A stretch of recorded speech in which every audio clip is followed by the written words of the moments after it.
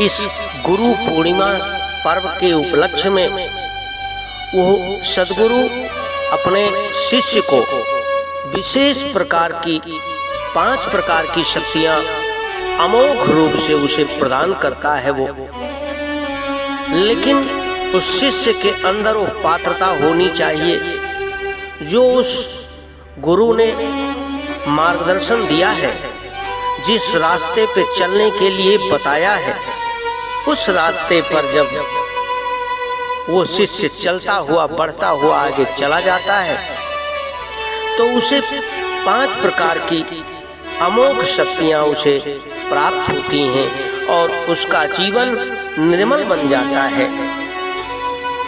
जो सतगुरु सो दीक्षा पावे, सो साधन को सफल बनावे। जो शिष्य इस प्रकार से दीक्षा प्राप्त करके और यदि उसके कहे हुए रास्ते पे चलता रहता है तो उसे वो 5 शक्तियां प्राप्त होती हैं। आइए जानते हैं कौन सी हैं वो 5 शक्तियां, जिसे कहा है दीयते ज्ञान सद्भाव और क्षीयते पशुबंधनम, दान क्षयण संयुक्ता दीक्षा तेने कीर्तिता। ये 5 शक्तियां उससे निकलती हैं और गुरु अपने शिष्य के हृदय को, अंतःकरण को, जो अंधकार छाया हुआ होता है उसके अंदर प्रकाश का प्रवेश करा देता है, सद्भावों का बीजारोपण करा देता है, जन्म जन्मांतरों के प्रारब्धों को दूर कर देता है, दोष और दुर्गुणों का दूर कर देता है। जितने भी पाप कर्म करता रहता है शिष्य, ऐसे सद्गुरु के सानिध्य में वो पाप भी भस्म हो जाते हैं। नाना प्रकार की विकृतियां और विकार यदि भरे हुए होते हैं तो वो भी दूर हो जाते हैं। इसलिए ऐसे सद्गुरु से दीक्षा अवश्य लेनी चाहिए। तो जो ऐसी दीक्षा सद्गुरु से प्राप्त करके उसके रास्ते पे चलता है उसे ब्रह्म ज्ञानी की शक्ति सबसे पहले प्रदान करता है वो गुरु। ब्रह्मज्ञानी किसे कहा है? ब्रह्मज्ञानी ये होता है कि वो प्रेम के द्वारा, आत्मज्ञान के द्वारा, साक्षात्कार के द्वारा वो सद्गुरु अपने शिष्य को प्रकाश प्रदान करता है। सच्चिदानंद रूपाय विश्वोत्पत्त्यादि हेतवे तापत्रय विनाशाय श्री कृष्णाय वयं नमः। जिसे श्रीमद् भागवत में सच्चिदानंद की उपाधि, जो सत्य रूपी परमात्मा है, प्रकाश रूपी परमात्मा है और आनंद रूपी परमात्मा है, इसी तीनों शक्तियों के द्वारा, सतरजतम के द्वारा उत्पत्ति हुई है इस विश्व की और उसका कारण वही परमात्मा ही है। तो ऐसे सर्वप्रथम ब्रह्म ज्ञान का उपदेश देता है। लेकिन जब उस गुरु के अंदर यह विशेषता होगी तब तो वो दे सकता है, अन्यथा भागवत कहने वाला व्यक्ति गुरु नहीं हो सकता है। गुरु तो वो होता है साथियों जो स्वयं साक्षात्कार परमात्मा से करता है, जो बिना कुछ रुपया पैसा लिए दिए हुए भी और 1 रुपए मांगता नहीं है, सिर्फ वो अपनी शक्ति उसको देता है। अच्छे रास्ते पे चलते हुए वो प्रदान कर देता है और दीक्षा प्रदान करता है। वही दीक्षा देने का अधिकारी होता है, तभी उसको दोबारा जन्म होता है, दुज बनता है। जिस प्रकार से शिवाजी का जन्म हुआ माता पिता के द्वारा, गुरु का साक्षात्कार जब हुआ तो छत्रपति शिवाजी बन गए। ये विशेषता थी उस गुरु की। नरेंद्र थे और नरेंद्र से जब गुरु का सानिध्य मिला, वो जब गुरु की शक्ति प्राप्त हुई तो विवेकानंद बन गए।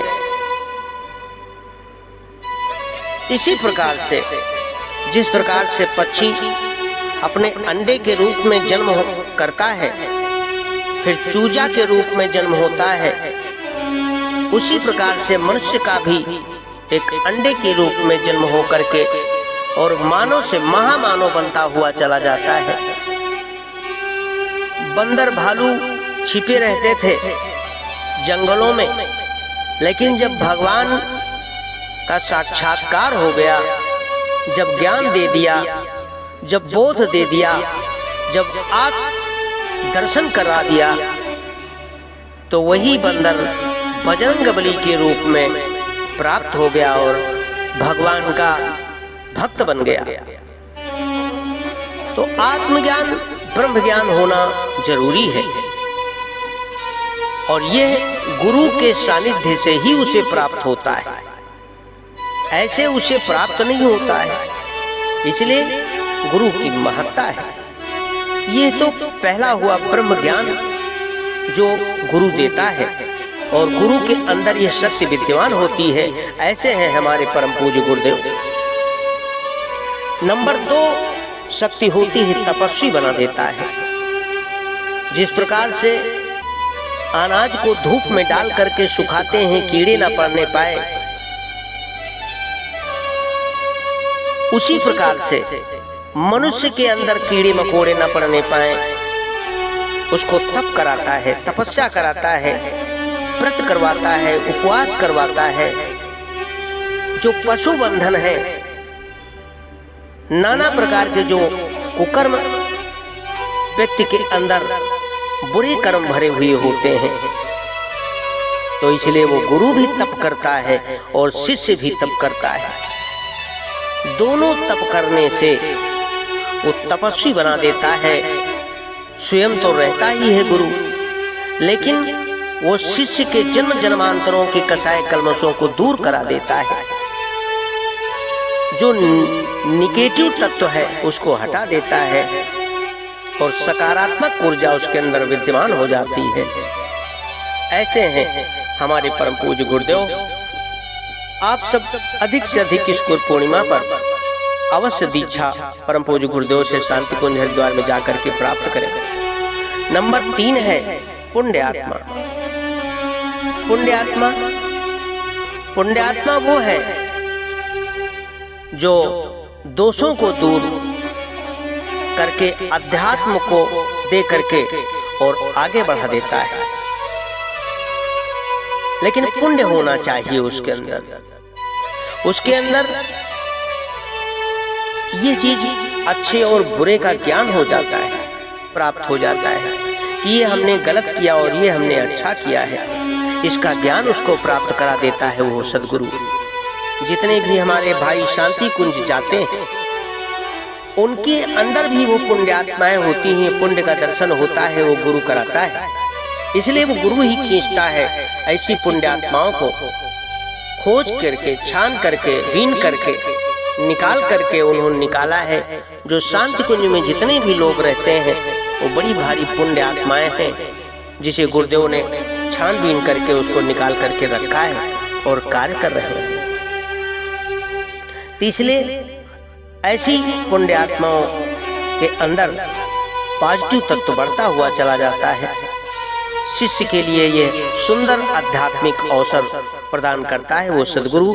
इस गुरु पूर्णिमा के उपलक्ष्य में ये तीसरी शक्ति उसे प्रदान कर देता है। और चौथा है त्रिकालज्ञ, भविष्य दृष्टा। गुरु तो भविष्य दृष्टा होता ही है, त्रिकालज्ञ होता ही है। गुरु परीक्षण करता है। किसका परीक्षण करता है? अपने शिष्य का, कि पुण्य के माध्यम से किस जन्म में कौन सा इसके अंदर रोग है और उस पिछले जन्म में क्या था, इसलिए उसका वो जो रोग है उस रोग का इलाज करता है, ट्रीटमेंट करता है, दवा करता है। उस दवा से उसको दूरी करने के लिए बता देता है, तू बेटा इस तरह से व्रत कर, इस तरह से उपवास कर, इतनी माला का गायत्री का जाप कर, तो तुझे वो प्राप्ति हो जाएगी। तो त्रिकालज्ञ का दर्शन करा देता है। तो पूर्व जन्म की आत्मा भूत भविष्य वर्तमान के विषय में विशद जानकारी रखता है। कौन? वो गुरु। तो इसलिए गुरु ने आप सबको खोज करके निकाला है और निकाल करके आपसे अपने अंग अवयव के रूप में अपना काम कराने की बात कही है। जो मनुष्य में देवत्व का उदय और धरती पर स्वर्ग के अवतरण की बात कही है, उसका मतलब यही है। इसलिए डॉक्टर को बीमारी का पता नहीं होता है, लेकिन पूरी हिस्ट्री डॉक्टर पूछता है, फिर टेस्ट करवाता है। नाना प्रकार के टेस्ट होता है, ब्लड टेस्ट होता है, मशीनों के द्वारा टेस्ट होता है। उसी प्रकार से गुरु क्या करता है? टेस्ट करता है। पूर्व के कर्मों को देख करके वर्तमान का उपचार करवाता है कि बेटा तुझे इस तरह से करना है, इस तरह से चलना है। और जब तू अपना गायत्री मंत्र का जप करता हुआ, सूर्य भगवान का ध्यान करता हुआ, एक लोटा जल देता हुआ जब तू चला जाएगा, अपने विचारों को ठीक करता हुआ चला जाएगा, तो तुझे त्रिकालज्ञ के दर्शन प्राप्त हो जाएंगे। और मित्रों, पांचवा है निष्काम। निष्काम आत्मकाम, अर्थात निष्काम भाव से गुरु प्रदान करता है।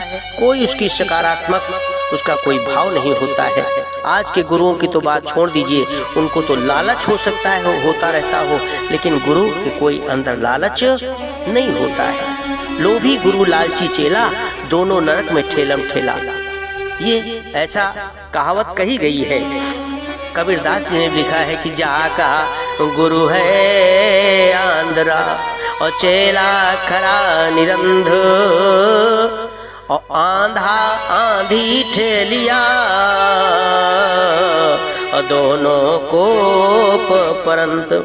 इसलिए जब ऐसा गुरु मिल जाता है तो गुरु का भी पता नहीं लगता है किस कुएं में गिर जाएगा, और चेला का भी नहीं पता रहता है किस कुएं में गिर जाएगा। तो इसलिए ऐसे सदगुरु के सानिध्य में तो आप आए हैं, जो निष्काम भाव से आपको बुलाता है, बेटा आप हमारे पास चले आओ, हम जो आपके माता पिता नहीं दे सकते हैं वो मैं आपको देने के लिए जा रहा हूँ। आपको देने के लिए मैंने रख लिया है, आपकी खेती बाड़ी का मैंने प्रबंध कर लिया है, आपकी बीमारी आजारी का मैंने प्रबंध कर लिया है, सब दूर कर दूंगा। जिस प्रकार से अर्जुन ने भगवान का काम किया था, उसी प्रकार से तुम हमारा काम करो, हम तुम्हारा काम करेंगे। ये कौन कहता है?